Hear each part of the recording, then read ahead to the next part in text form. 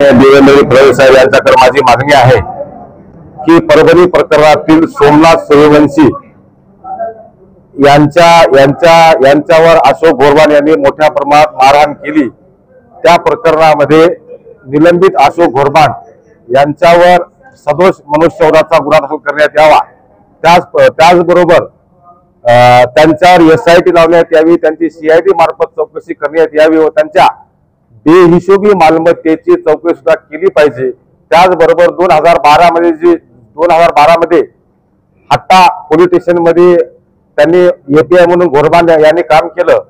त्यांनी 2 निरपराध मुलांचा त्या ठिकाणी त्यांनी एन्काउंटर केला, त्याची सुद्धा न्यायालयीन चौकशी झाली पाहिजे ही माझी मागणी आहे। व त्याचबरोबर अशोक गोरवाल यांनी जवळपास 50 ते 100 कोटीची बेहिशोबी मालमत्ता जमा केलेली आहे। त्या प्रकरणी त्यांच्या संपत्तीची चौकशी करून ती संपत्ती शासन दरबारी जमा करावी ही माझी विनंती मुख्यमंत्री साहेबांना आहे।